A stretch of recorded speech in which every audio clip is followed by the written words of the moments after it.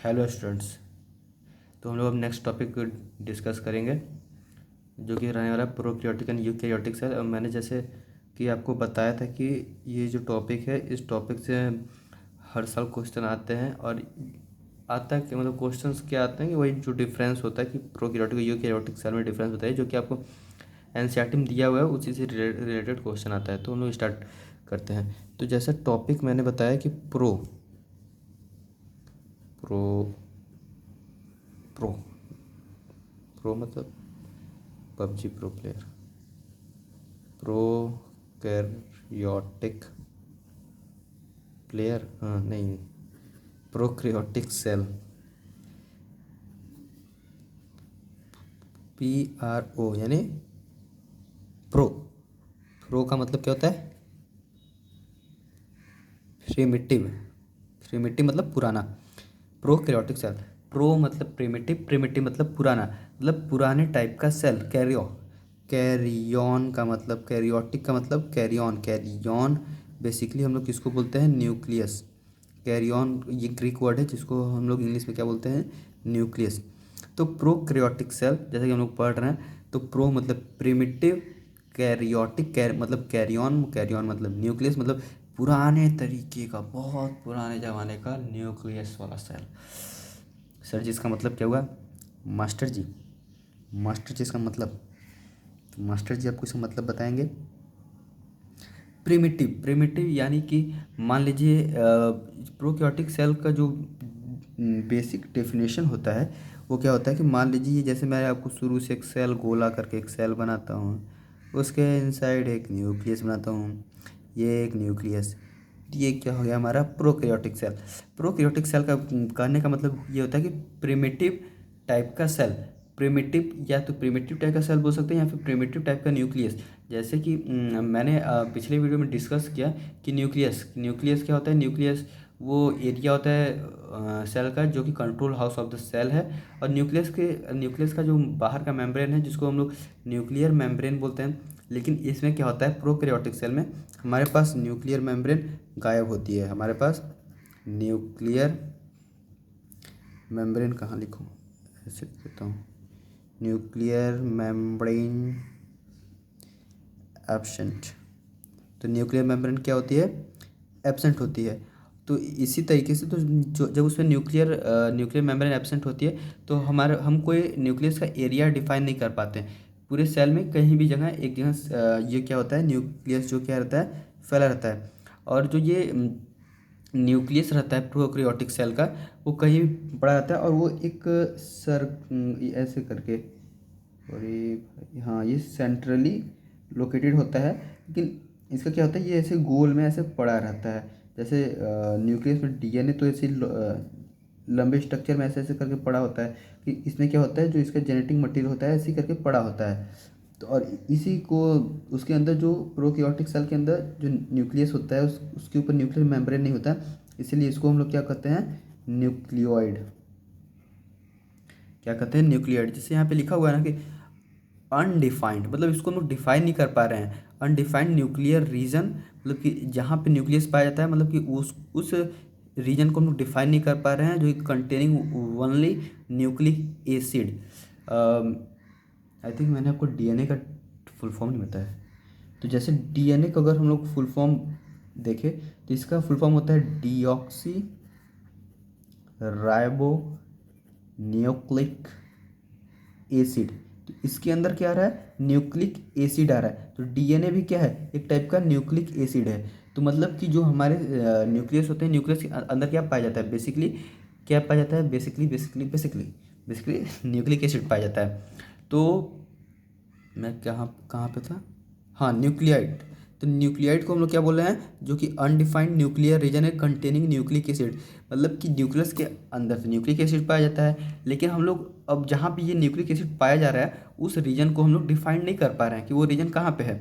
तो अनडिफाइंड मतलब कि हम लोग के पास जो न्यूक्लियस है उसको हम लोग डिफाइन नहीं कर पा रहे हैं कि वो कहाँ पे है, इसलिए उसको हम लोग क्या बोलते हैं? न्यूक्लियोइड बोलते हैं। मतलब प्रोकैरियोटिक में हम लोग के पास न्यूक्लियस की जगह पे क्या होता है? न्यूक्लियोइड होता है। क्या होता है? न्यूक्लियोइड होता है। ठीक है। तो न्यूक्लियस अंदर क्या पाया जाता है, डीऑक्सी राइबो न्यूक्लिक एसिड यानी कि डीएनए। डीएनए यानी कि न्यूक्लिक एसिड जो है वो क्या है, एक सेल का जेनेटिक मटेरियल है।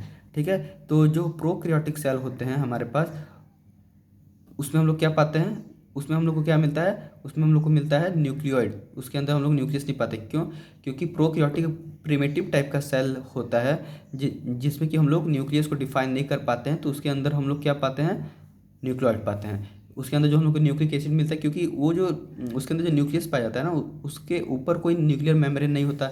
न्यूक्लियर मेम्ब्रेन नहीं होता, जैसे मैंने बताया ना कि उसका अगर एक घर है, अगर उसमें कंपार्टमेंट नहीं है तो हम लोग को पता नहीं चलेगा कि सेपरेशन कौन सा रूम कहाँ से स्टार्ट हो रहा है। उसी तरीके से प्रोकैरियोटिक सेल में भी यही होता है कि कहीं भी ऐसे न्यूक्लिक एसिड पड़ा होता है, उसको हम लोग डिफाइन नहीं कर पाते कि कहाँ पे ये न्यूक्लिक एसिड है। उसके ऊपर न्यूक्लियर मेम्ब्रेन जब तक नहीं रहेगी तब हम लोग डिफाइन नहीं कर पाएंगे कि उस न्यूक्लियस का लोकेशन कहाँ है। तो वैसे ही वो अनडिफाइंड न्यूक्लियर रीजन कहा जाता है, जिसको कि हम लोग न्यूक्लियोइड बोलते हैं। इसी तरीके, तो आई थिंक ये क्लियर हो गया होगा कि प्रोकैरियोटिक सेल में हम लोग को न्यूक्लियोइड मिलती है। और प्रोकैरियोटिक सेल में एक और चीज़ हम लोग लिख सकते हैं कि सेल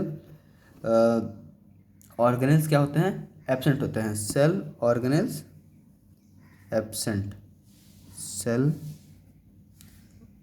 ऑर्गेनेल्स भी एब्सेंट होता है, मतलब न्यूक्लियर मेम्ब्रेन एब्सेंट होती है, तो इसलिए हम लोग न्यूक्लियस को डिफाइन नहीं कर पाते, तो वहाँ पे न्यूक्लियोइड पाया जाता है। तो यहाँ पे क्या पाया जाता है, न्यूक्लियोइड प्रेजेंट। ठीक, और यहाँ पे सेल ऑर्गेनल नहीं पाए जाते हैं। तो प्रोकैरियोटिक का बेसिक मीनिंग क्या होता है, प्रिमिटिव टाइप के सेल है, वहाँ पे न्यूक्लियर मेम्ब्रेन नहीं पाई जाती, सेल ऑर्गेनल नहीं पाए जाते हैं।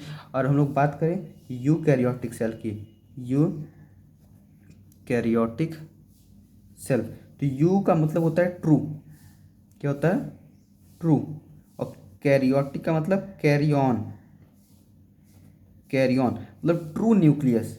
तो इसका क्लियर कट मीनिंग क्या हुआ कि हमको यहाँ पे ट्रू न्यूक्लियस, जो कि हम लोग आज तक न्यूक्लियस पढ़ते आ रहे हैं अभी तक, जो मैंने पिछले वीडियो में न्यूक्लियस के बारे में कुछ बेसिक पॉइंट्स बताए, कुछ पॉइंट्स क्लियर किए, आपको कुछ डिस्कशन किए। तो हम लोग किस टाइप की न्यूक्लियस की बात कर रहे थे, यूकैरियोटिक सेल के न्यूक्लियस के बारे में बात कर रहे थे, क्योंकि यूकैरियोटिक सेल के अंदर जो न्यूक्लियस होता है वो कौन सा होता है, ट्रू न्यूक्लियस होता है।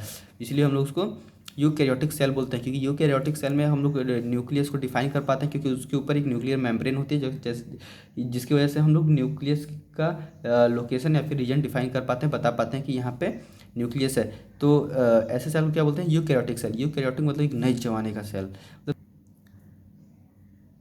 तो बच्चा बच्चा आ गया वो टॉपिक आ गया, कौन सा, प्रोकैरियोटिक सेल और यूकैरियोटिक सेल का डिफरेंस। जैसे कि मैंने शुरू में ही बताया कि ये हम लोग का एग्ज़ाम में ये क्वेश्चन पूछा जाता है, और किस वे में पूछा जाता है, वो डिफरेंस के ही फॉर्म में पूछा जाता है। तो वो टॉपिक आ गया।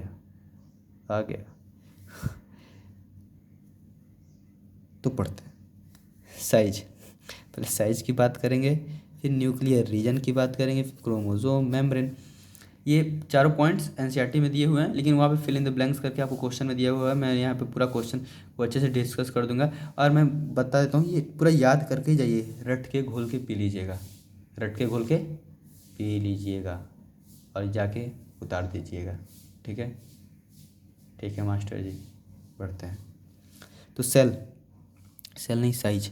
तो प्रोकैरियोटिक सेल और यूकैरियोटिक सेल का डिफरेंस देखेंगे। तो प्रोकैरियोटिक सेल का जो साइज होता है स्मॉल होता है। प्रोकैरियोटिक सेल साइज में क्या होते हैं, स्मॉल होते हैं, और ये यूकैरियोटिक सेल क्या होते हैं, साइज में लार्ज होते हैं। नहीं दिख रहा, हाँ। प्रोकैरियोटिक सेल क्या होते हैं, साइज में लार्ज होते हैं। लार्ज करने का मतलब उसका 5 से 100 मीटर का साइज के रेंज में होते हैं, और प्रोकैरियोटिक सेल 1 से 10 माइक्रोमीटर के रेंज में होते हैं। माइक्रोमीटर, अगर हम 1 माइक्रोमीटर की बात करें तो वो 10⁻⁻⁻6 मीटर के बराबर होता है। सोचिए कितना छोटा सेल, वो माइक्रोमीटर में ही कंपैरिजन कर दे रहे हैं। B R awesome bro. तो प्रोकैरियोटिक सेल का साइज क्या होता है, स्मॉल होता है, और यूकैरियोटिक सेल का साइज क्या होता है, लार्ज होता है। ठीक है, इज इट क्लियर। और न्यूक्लियर रीजन की बात करें, नॉट वेल डिफाइंड, मैंने पहले ही बताया कि जो इसमें न्यूक्लियर रीजन होता है नॉट वेल डिफाइंड, और इसको, और जो यहाँ पे न्यूक्लियस पाया जाता है या फिर न्यूक्लियर रीजन को क्या बोलते हैं, न्यूक्लियोइड बोलते हैं। क्लियर हो गया। न्यूक्लियर रीजन इसमें वेल डिफाइंड है, ट्रू न्यूक्लियस पाया जाता है, और सराउंडेड बाय न्यूक्लियर मेम्ब्रेन। क्यों, कि इसको हम लोग ट्रू न्यूक्लियर न्यूक्लियस क्यों इसको नाम दिया ट्रू न्यूक्लियस वाला सेल, क्योंकि इसके पास सेल मेम्ब्रेन न्यूक्लियर मेम्ब्रेन होता है, न्यूक्लियर मेम्ब्रेन होता है।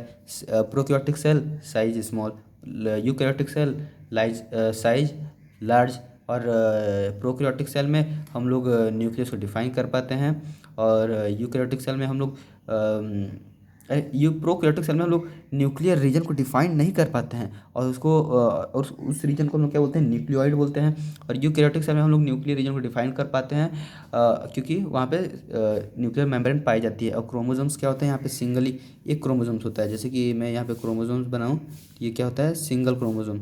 यहाँ पे गोला, इन दोनों को पकड़ने के लिए एक गोला होता है, गोला गोला गोला, ये क्रोमोसोम्स को पकड़ने के लिए एक गोला होता है। तो ये यहाँ पे सिंगल क्रोमोसोम्स पाए जाते हैं, और यहाँ पे मोर देन वन, यहाँ पे बहुत सारे क्रोमोसोम्स पाए जाते हैं। तो यूकैरियोटिक सेल में बहुत सारे क्रोमोसोम्स, और प्रोकैरियोटिक सेल में सिंगल क्रोमोसोम, और membrane bound cell organelle absent. जैसे मैंने पिछले पेज में ही बताया कि मेम्ब्रेन बाउंड जो सेल ऑर्गेनल, मतलब कि जो सेल ऑर्गेनल के ऊपर मैंने बताया था ना कि मेम्ब्रेन पाया जाता है, वहाँ पे भी सेल ऑर्गेनल के ऊपर मेम्ब्रेन। तो यहाँ पे जो मेम्ब्रेन बाउंड सेल ऑर्गेनल होते हैं वो भी क्या होते हैं, एब्सेंट होते हैं। और यहाँ पे मेम्ब्रेन बाउंड